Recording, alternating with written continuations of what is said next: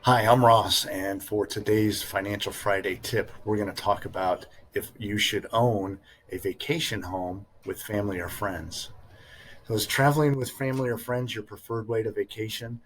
Do you and your loved ones have a special vacation spot that you'd like to spend more time at during the year? Making a group purchase of a vacation house could be a great way to share more good times. Co-owning a second home can reduce the financial burden for everyone involved, including smaller down payments and potentially an easier qualification process for a mortgage. When you can't all vacation together, individual families will have a low-cost vacation option. Renting the property when no one is using it could provide all owners with some extra income. And with multiple groups staying at the house throughout the year, it's more likely you'll perform regular maintenance as well. However, these benefits could be outweighed by potential conflicts that could damage both your finances and your relationships. So sit down with your vacation crew and answer these 4 questions to decide if sharing a vacation home will improve or complicate your life.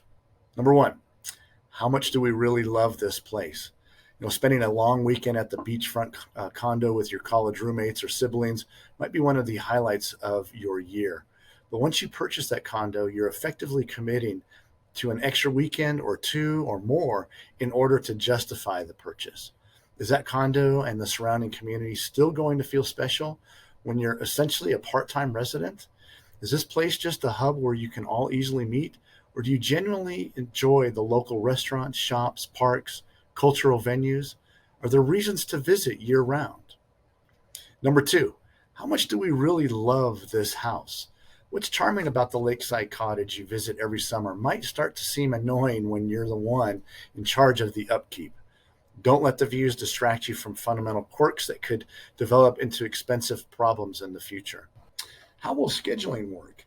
Even if your vacation home is large enough to accommodate 2 or more families, there will be times when you'll want the house to yourself. Are you going to share an online booking calendar that works on a first come, first served basis? What are the rules around holidays and other special occasions?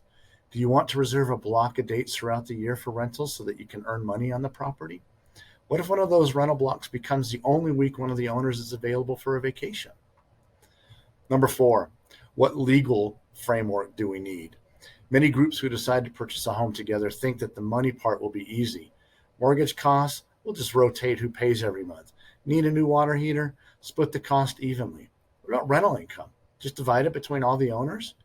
But even these seemingly simple issues can lead to arguments, or worse, legal action, if the owners don't define and agree to some basic principles. And what about the more complicated parts of co-ownership? How is third-party rental income going to be accounted for and taxed? What happens if you don't all agree that the roof needs to be reshingled? What if someone wants out and decides to sell their stake in the house? At the very least, you and your potential co-owners should consult an attorney who might recommend you form a legal entity like an LLC or put it in a trust with a set of agreed upon bylaws. Once you have a legal plan in place, give us a call so we can run this through your own personal financial plan. Well, thank you for your time, and I hope this was helpful. Take care.